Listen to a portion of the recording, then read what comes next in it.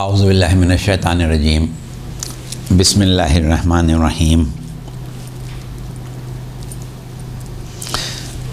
الحمد للہ رب العالمین والصلاة والسلام علی اشرف الانبیاء والمرسلین خاتم النبیین رحمۃ للعالمین ابی القاسم محمد و اہل بیتہ الطیبین الطاہرین المعصومین المظلومین الذین اذھب اللہ عنہم الرجس وطہرہم تطہیرا اما بعد فقد قال اللہ سبحانہ وتعالی فی محکم کتابہ الحکیم بسم اللہ الرحمن الرحیم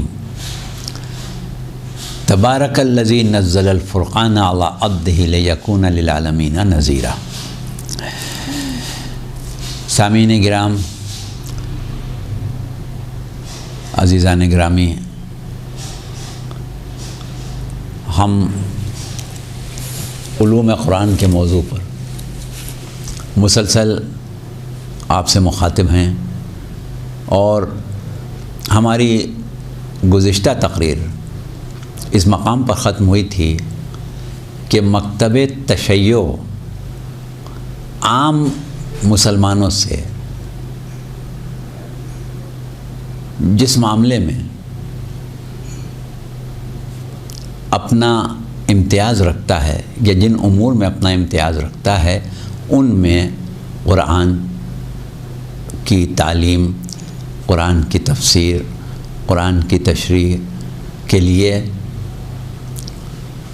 کن مراکز کی طرف رجوع کرنا ضروری ہے۔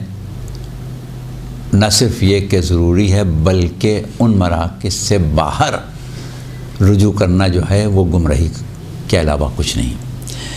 تو اس کی بنیادیں کیا ہیں، یہ ہم بہت ہی مختصر بیان کریں گے، اور اس کے بعد پھر اپنے اگلے مفاہیم کی طرف انشاءاللہ آ جائیں گے۔ تو دیکھیے، سب سے بڑی چیز یہ ہے کہ ہم جس بات کو مانتے ہیں، سمجھتے ہیں، عقیدہ رکھتے ہیں، اس کے پیچھے کچھ اس کی عقلی اور فکری بنیادیں بھی ہیں۔ تو پہلے ہم کچھ عقلی اور فکری بنیادوں پر بات کرتے ہیں، اس کے بعد پھر مکتب تشیع کے عقیدے پر آتے ہیں۔ دیکھیے، پہلے ہم تاریخ کا جائزہ لیں۔ یہ ہم اجمالی طور پر گزشتہ تقاریر میں کہہ چکے ہیں کہ قرآن 3/4 مکے میں نازل ہوا ہے، یعنی حضور کی ہجرت سے پہلے۔ اب آپ کے سامنے مکی زندگی کی پوری تاریخ موجود ہے۔ قرآن کی 86 آیتیں 114 میں سے، یعنی 3/4 جو مکے میں نازل ہوا ہے۔ کن حالات میں نازل ہوا؟ 3 سال شیب ابی طالب، 7 سال شیب ابی طالب سے پہلے کا زمانہ۔ کن لوگوں کے درمیان؟ مشرکین کے درمیان، دشمنوں کے درمیان، مخالفین کے درمیان، سخت قسم کی مزاحمت پیغمبر اسلام کے خلاف کرنے والوں کے درمیان قرآن نازل ہو رہا ہے، اور حضور ہیں معلم کتاب و حکمت۔ دیکھیے، یہاں پر ایک لفظ جو اب تک استعمال نہیں کیا تھا ہم نے، کتاب اور حکمت کا معلم، کیونکہ ہمارا موضوع علوم قرآن سے متعلق تھا تو ہم حکمت کی طرف نہیں گئے تھے۔ بہرحال تھوڑی سی وضاحت انشاءاللہ آگے تقریروں میں کریں گے۔ تو کتاب کا معلم، جس کے اوپر 3/4 کتاب نازل ہو چکی مکے میں، رسول کے گرد کون ہے؟ رسول کو پتھر مارنے والے، رسول پر آوازیں کسنے والے، رسول کے اوپر الزامات لگانے والے، رسول کے راستے میں کانٹے بچھانے والے، آپ کو کوڑا پھینکنے والے، شاعر اور مجنون کی تہمتیں لگانے والے۔ تو کوئی ایسا طبقہ ہونا چاہیے کہ جو پیغمبر اسلام سے اس زمانے میں تعلیم قرآن لے رہا ہو، یا جس کے سامنے قرآن نازل ہو رہا ہو اور وہ پیغمبر اسلام سے اتنا قریب ہو کہ بعد والوں کے لیے ان تعلیمات کو پہنچانے کا سبب بنے۔ دیکھیے یہ بھی ہم صرف عقلی بات کریں، اعتقادی بات نہیں ہے۔ وہ جو ہمارا عقیدہ ہے کہ ائمہ اہل بیت عالمان علم لدنی ہیں، ائمہ اہل بیت اور خصوصاً امیر المومنین علیہ السلام کے بارے میں پروردگار عالم فرما رہا ہے کہ قل کفی باللہ شہیدا بینی و بینکم ومن عندہ علم الکتاب، وہ ابھی آگے چل کے بات کریں گے، ابھی ہم اس پر نہیں آ رہے ہیں۔ ابھی تو ہم یہ کہہ رہے ہیں کہ صرف رسول سے سیکھنا ہے اور آگے بڑھانا ہے۔ اللہ سے علم لدنی حاصل کیا وہ ایک الگ مسئلہ ہے، ابھی اس طرف ہم نہیں جا رہے ہیں، ابھی ہم ظاہری بات کر رہے ہیں کہ رسول سے سیکھنا۔ دیکھیے عہد رسالت کے لوگوں کی جو اہمیت ہے دیگر لوگوں کے مقابلے میں وہ یہ ہے کہ وہ ایک وسیلہ ہیں امت کے اور رسول کے درمیان۔ رسول سے علوم سیکھیں اور آگے لوگوں کو سکھائیں۔ اب وہ ہم نے تاریخ کا المیہ بتایا تھا کہ وہ طبقہ صحابہ کا کہ جو مفسرین قرآن ہیں ان کی تعداد اور اس زمانے کے مسلمانوں کی تعداد میں کتنا فرق ہے۔ اچھا، اب وہ بھی ہم جب صحابہ کرام ان لوگوں کو کہ جو پیغمبر اسلام کے گرد جمع رہے، پیغمبر اسلام سے یقیناً فیض حاصل کرتے ہوں گے، ان کی بات کرتے ہیں اور اس عہد کا تصور کرتے ہیں کہ رسول درمیان میں ہیں، چاروں طرف چاہنے والے ہیں، اطاعت کرنے والے ہیں، محبت کرنے والے ہیں، جان نثار کرنے والے ہیں، تو وہ تو مدینہ کی زندگی ہے 11 سال کی، جس میں 28 سورہ نازل ہوئے صرف۔ تو اب ہم کو یہ ایک لمحہ فکریہ ہوتا ہے کہ کیا ایسا ضروری نہیں ہے کہ پیغمبر اسلام کی تعلیمات جو ہیں وہ کہیں محفوظ ہو رہی ہوں، کہیں جمع ہو رہی ہوں، کہیں بھی ہوں۔ ہم اگر آپ سے ایک سوال کریں کہ کیا پیغمبر اسلام صلی اللہ علیہ وآلہ وسلم نے اپنے آپ کو شہر علم نہیں کہا ہے؟ کیا اللہ نے آپ کو معلم کتاب نہیں کہا ہے؟ جب پیغمبر اسلام کو معلم کتاب کہا گیا اور کتاب کے بارے میں کہا گیا کہ ولا ردبن ولا یابسن الا فی کتاب مبین، یعنی خشک و تر کا کوئی علم ایسا نہیں جو کتاب میں نہ ہو، اور پیغمبر اسلام اس کتاب کے معلم ہیں، تو کیا پیغمبر اسلام کا علم کل یا ایک ایسا علم کہ جو بے مثال ہو، جس کی وسعتیں لامحدود ہوں؟ جب کائنات کی وسعتیں لامحدود ہیں تو کائنات کے علم کی وسعتیں محدود کیسے ہو سکتی ہیں؟ اسی طریقے سے جب قرآن کو ہم کہتے ہیں کہ قرآن ایک ایسا علم ہے کہ جو تا قیامت فرسودہ ہونے والا نہیں ہے، اور پروردگار کہہ رہا ہے کہ الرحمن علم القرآن، رحمان نے قرآن کی تعلیم دی، تو وہ ذات کہ جو عالم قرآن ہو، جو معلم قرآن ہو، اس کے علوم کی کوئی ایسی حدود و قیود ہو سکتی ہیں جن کا ہم احاطہ کر لیں؟ اور پھر اولین و آخرین میں کسی نے انا مدینۃ العلم کا دعویٰ نہیں کیا ہے کہ میں علم کا شہر ہوں۔ تو جب پیغمبر اسلام صلی اللہ علیہ وآلہ وسلم علم کا بے کراں سمندر ہیں، تو کیا آپ کی حیات طیبہ میں وہ 22-23 سال جس میں آپ نے تعلیم قرآن دی، لوگوں نے وہ سب کچھ سیکھ لیا جو رسول کو علم تھا؟ جتنا علم رسول کے پاس تھا سب سیکھ لیا، کچھ نہیں بچا، سب سیکھ چکے تھے لوگ؟ یہ تصور کرنا بہت مشکل ہے۔ اور اگر نہیں سیکھا تھا، بہت سا باقی تھا اور رسول لے کے چلے گئے، تو فائدہ کیا ہوا رسول کے علم کا کہ اپنے ساتھ لے گئے؟ تو عقلاً یہ بات طے ہو جاتی ہے کہ رسول کے بعد اگر پروردگار عالم نے جو رسول کو علوم دیے تھے وہ عالم انسانیت تک منتقل کرنا چاہتا تھا، تو رسول کے علوم کا کوئی نہ کوئی ایسا راستہ، منبع باقی رہنا چاہیے تھا کہ عالم اسلام اس سے مستفید ہو سکے۔ اب وہ حدیث جس کو ابھی ہم نے آدھا پڑھا کہ انا مدینۃ العلم، اس کے آگے آپ کو معلوم ہے کہ ولی بابھا، پھر پروردگار عالم نے کبھی یہ کہا کہ فَاسْأَلُوا أَهْلَ الذِّكْرِ إِن كُنتُمْ لَا تَعْلَمُونَ، جو تم نہیں جانتے ہو یا اگر تم نہیں جانتے ہو تو اہل ذکر سے پوچھو۔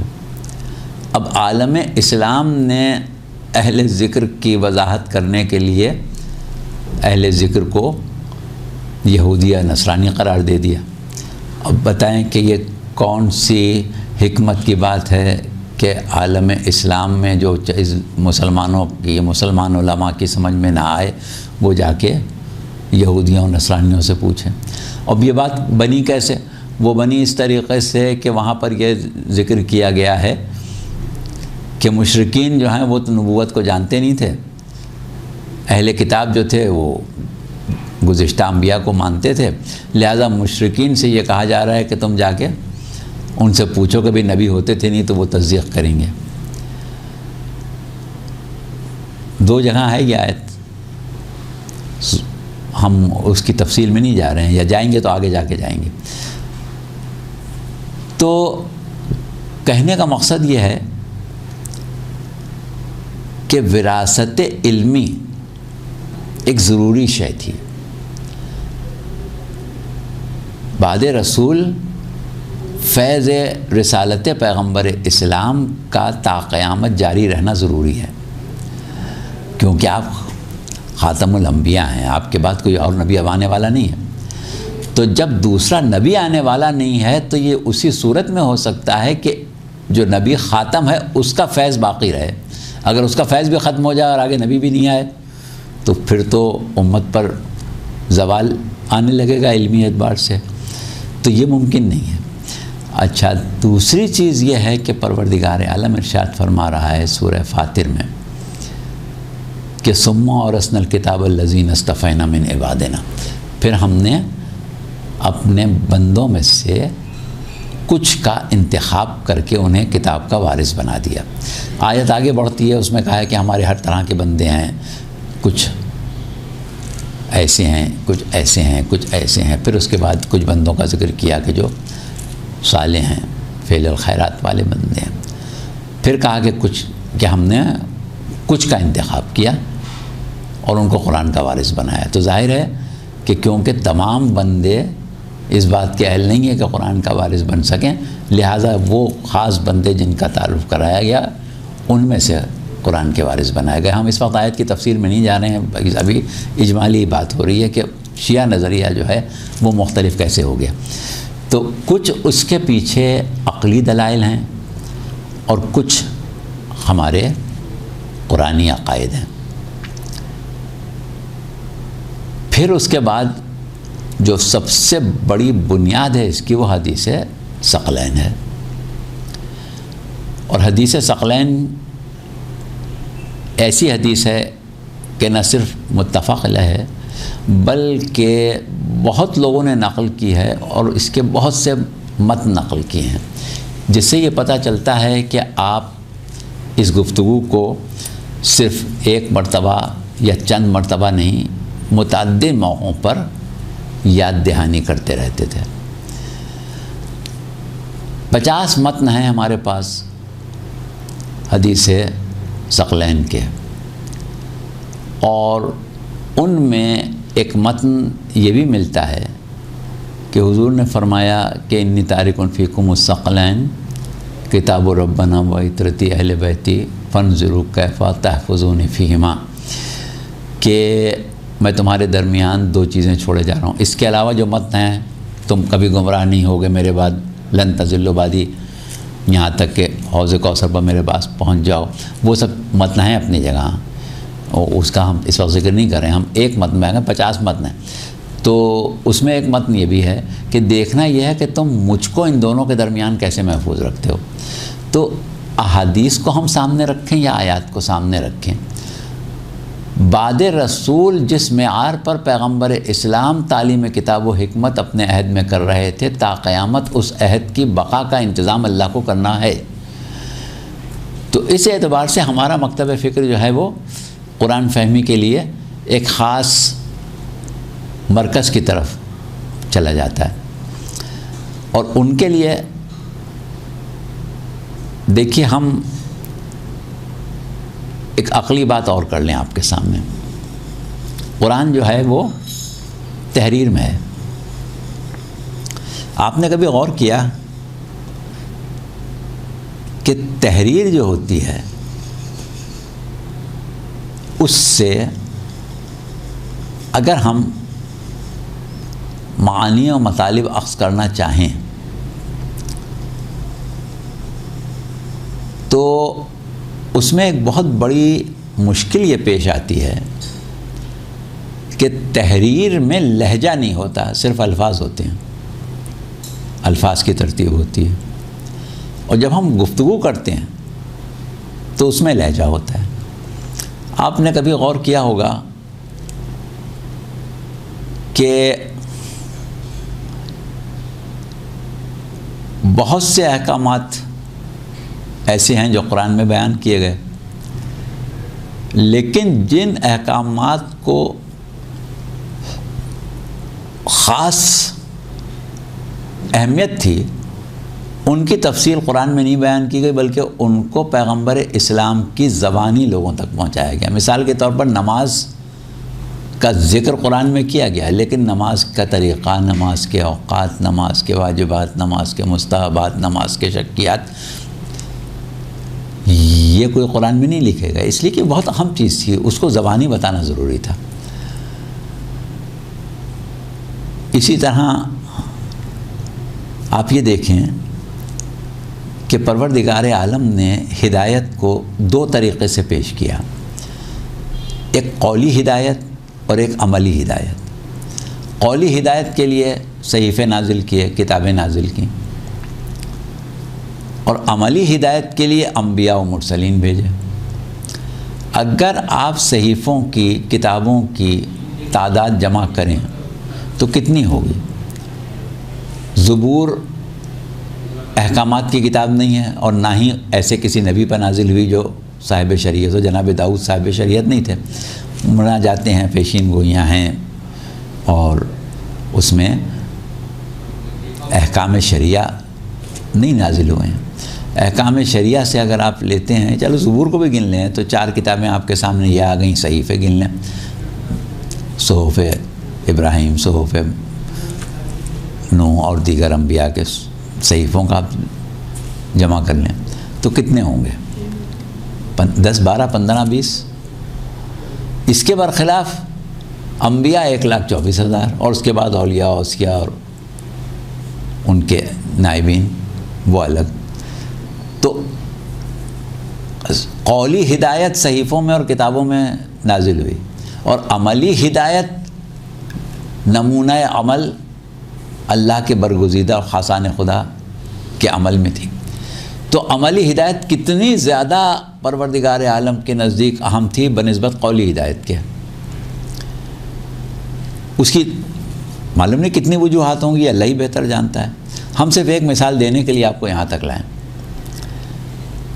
کہ گفتگو کرنے والا جب بات کر رہا ہوتا ہے تو اس کا لہجہ، اس کے گفتگو کے دوران چہرے کے تاثرات، اس کے مختلف انداز پر اتار چڑھاؤ، جس کو آج کل آپ لوگ باڈی لینگویج کہتے ہیں، وہ تمام چیزیں مل کے جو پیغام دیا جا رہا ہے، جو بات کہی جا رہی ہے، اس کو واضح کرتے ہیں۔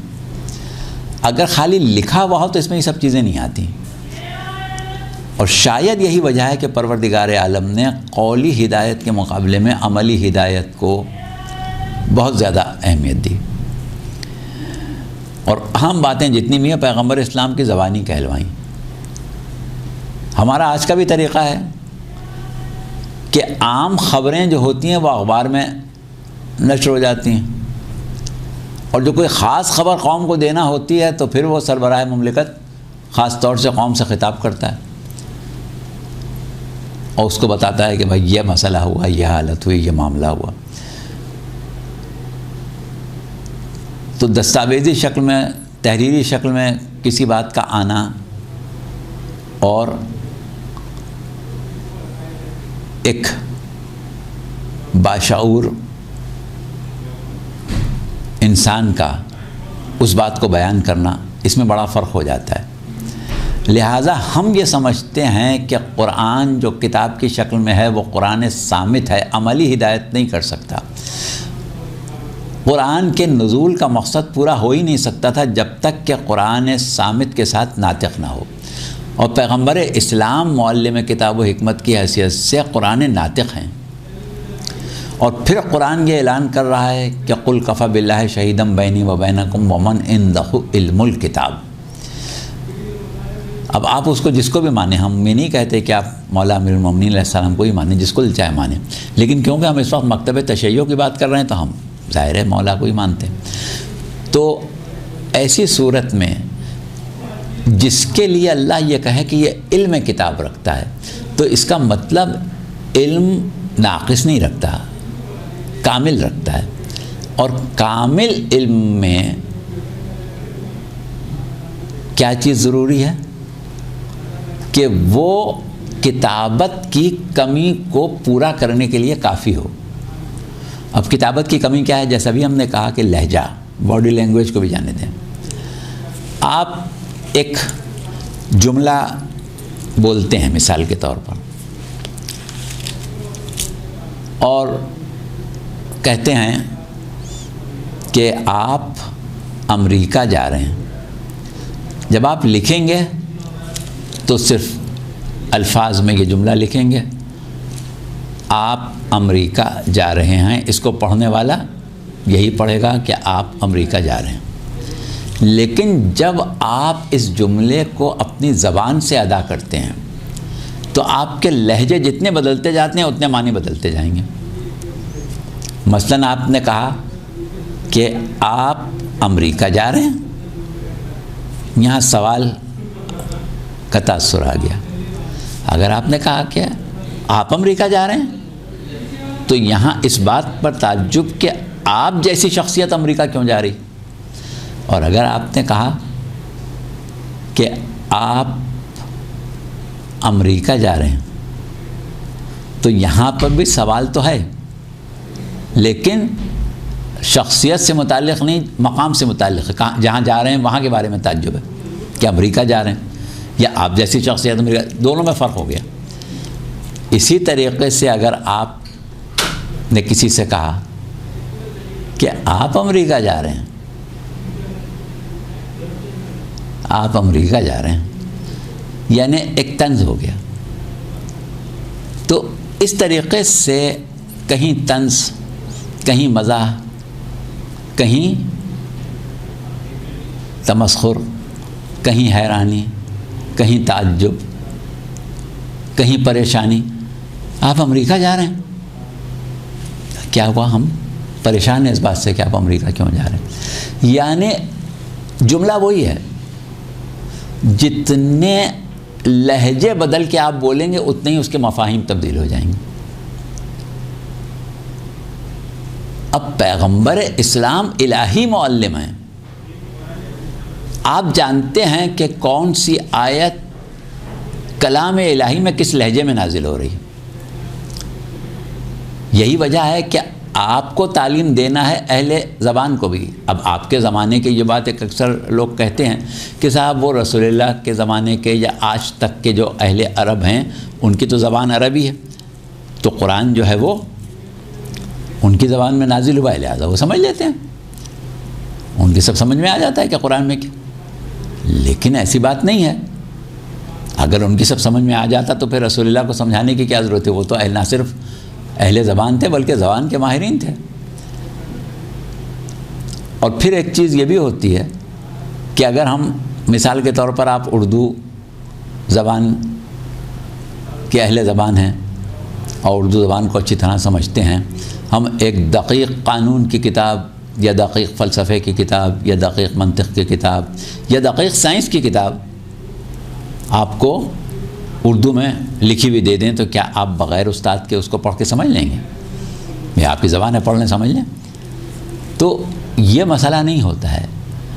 قرآن ایک ایسی چیز ہے کہ جب اس میں سب کچھ ہے، علوم و فنون کے خزانے ہیں، تو ظاہر ہے کہ ایک مختصر کتاب میں جب بہت کچھ جمع کیا جائے گا، متکلم کے کلام کی خوبی یہی ہوتی ہے کہ کم الفاظ میں زیادہ مواد پیش کر دے. تو قرآن تو اس کی اعلیٰ ترین مثال ہے کہ ایک جلد چند صفحوں پر مشتمل، اور اس کا مواد جو ہے وہ 150 200 جلدوں پر مشتمل انسائکلوپیڈیا سے بھی زیادہ ہے. تو پھر یہ کیسے ممکن ہے کہ اس کو پڑھ کے خالی سمجھ لیا جائے؟ ہاں، اگر ہم یہ کہیں کہ نہیں سمجھا ہی نہیں جا سکتا، اور وہ بالکل ایک پہلی ہے جو کوئی بوجھ ہی نہیں سکتا، تو یہ بھی ایک عقلاً ناقابل قبول بات ہو جاتی ہے. تو بہرحال یہ بحث ہم نے اس لیے چھیڑی کہ ہم یہ بتا سکیں کہ مکتب تشیع میں قرآن صامت کے ساتھ قرآن ناطق کا تصور ہے، اور اس کی عقلی دلیلیں بھی ہیں اور نقلی دلیلیں، یعنی قرآن اور حدیث سے بھی یہ چیز ثابت ہے. تو اس اعتبار سے ہمارا نقطہ نظر یہاں سے مختلف ہو جاتا ہے. اب جیسا کہ ابھی ہم نے کہا کہ ہمیں اس سے آگے جو بات کرنا ہے وہ یہ کرنا ہے کہ ہم نے یہ تصور کے بعد رسول ایسی ہستیوں کا وجود ضروری ہے، قرآن سے لیا ہے یا کہیں باہر سے لیا ہے. قرآن کی بہت سی آیتیں ہیں، اور اس میں سورہ آل عمران کی ایک آیت وَمَا يَعْلَمُ تَأْوِيلَهُ إِلَّا اللَّهُ وَالرَّاسِخُونَ فِي الْعِلْمِ، کہ اس کی تعویل تو کوئی جانتا ہی نہیں. اب تعویل کی تعریف ہم انشاءاللہ اگلی تقریر میں کریں. اس کی تعویل کوئی جانتا ہی نہیں ہے سوائے اللہ کے یا راسخون فی العلم کے. تو دیکھیے اب جب اللہ کے ساتھ راسخون فی العلم کی بات آ رہی ہے تو اس کا مطلب یہ ہے کہ وہ افراد جو قرآن کی نظر میں راسخون فی العلم ہے، ہماری نظر میں نہیں. اگر ہم یہ کہیں کہ سب صاحبان علم اس میں آ گئے، تمام علماء راسخون فی العلم ہیں، تو کوئی بھی صاحب عقل مسلمان اس بات کو نہیں مانے گا. وہ اس بات کو لازماً قبول کرنے پر مجبور ہوگا کہ نہیں، وہ راسخون فی العلم کوئی خاص لوگ ہیں. اور اگر ہم اس کی تصدیق قرآن سے کرنے جائیں تو سورہ آل عمران کی آپ 18ویں آیت پڑھیں، شاہد اللہ انہ لا الہ الا ہوا والملائکۃ وَأُولُو الْعِلْمِ قَائِمٌ بِالْقِسْطِ. گواہی دی اللہ نے کہ بے شک وہ وحدہ لا شریک ہے، اب اللہ نے کیسے گواہی دی، کس کو دی، کس کے سامنے دی، یہ تفسیر میں ہم ابھی نہیں جا رہے ہیں، صرف یہ بتانا چاہ رہے ہیں کہ راسخون فی العلم عوام الناس میں آپ کو نہیں ملیں گے۔ اللہ نے گواہی دی کہ وہ وحدہ لا شریک ہے، اور اس کے تمام ملائکہ نے گواہی دی۔ ملائکہ نے کیسے دی، یہ ایک الگ مسئلہ ہے۔ اب اس کے بعد تعارف کرایا جا رہا ہے وہ اولو العلم قائما بالقسط، اور وہ صاحبان علم جو عدالت پر قائم ہیں۔ دیکھیے اگر یہاں پر صرف ایک صاحب علم کی بات ہوتی تو ہم کہتے کہ وہ معلم قرآن پیغمبر اسلام سرکار دو عالم صلی اللہ علیہ وآلہ وسلم ہے، لیکن یہاں جمع کا صیغہ ہے کہ جن کو پروردگار عالم اولو العلم کہہ رہا ہے، اللہ کے ساتھ ملائکہ کے ساتھ وہ گواہ ہیں، اللہ کی وحدانیت کے، توحید کے گواہ ہیں۔ کس بات، ان کی صفات کیا ہیں؟ پہلی صفت یہ کہ وہ صاحب علم ہے، اور دوسری یہ کہ صاحب عدالت ہیں۔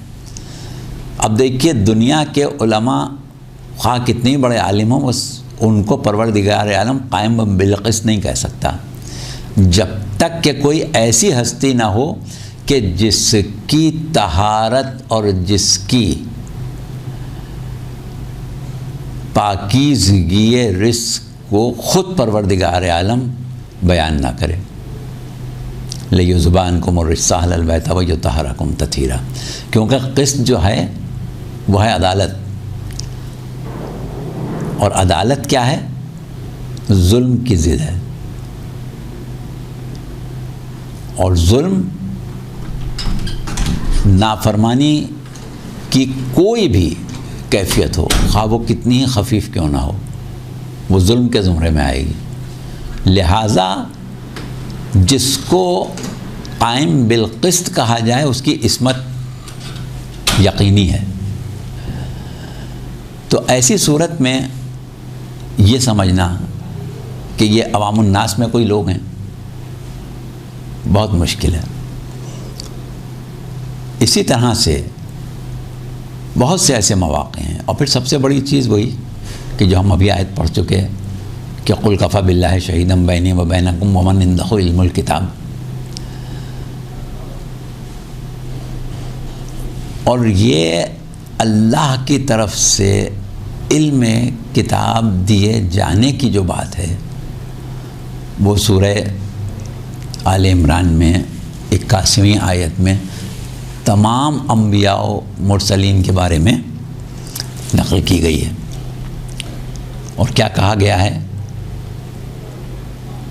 کہ وَإِذْ أَخَذَ اللَّهُ مِيثَاقَ النَّبِيِّينَ لَمَا آتَيْتُكُم مِّن كِتَابٍ وَحِكْمَةٍ ثُمَّ جَاءَكُمْ رَسُولٌ مُّصَدِّقٌ لِّمَا مَعَكُمْ لَتُؤْمِنُنَّ بِهِ وَلَا تَنصُرُنَّهُ، کہ اس وقت کو یاد کرو جب ہم نے تمام انبیاء و مرسلین کو، تمام انبیاء کو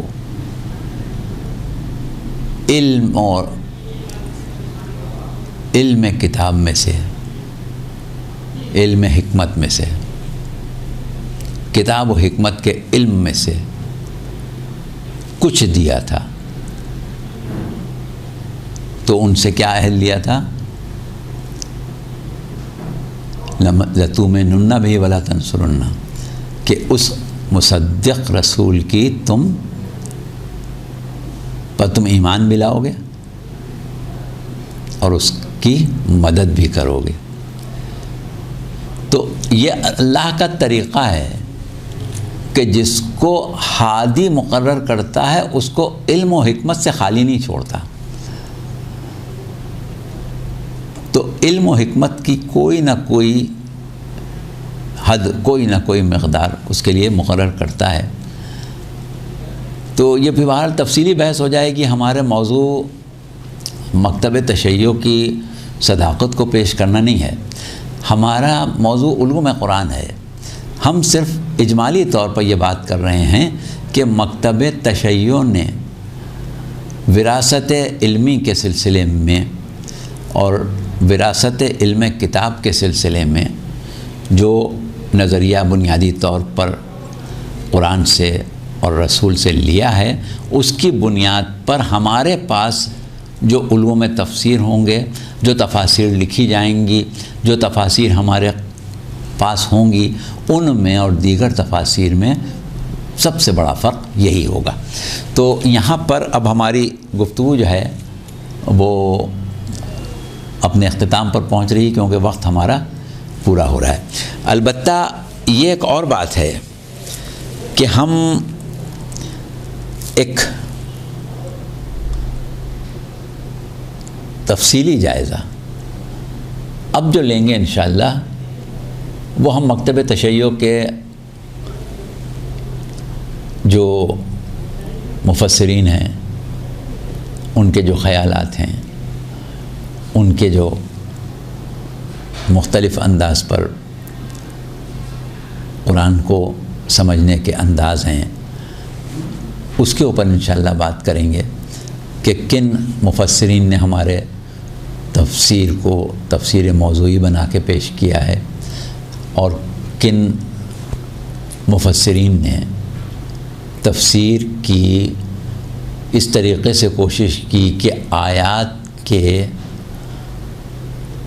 وہ پہلو تلاش کیے جائیں کہ جس میں آیات کے مصادیق کو تلاش کیا جائے، یعنی یہ آیت کس کے لیے نازل ہوئی یا اس آیت کا بہترین مصداق کون ہے۔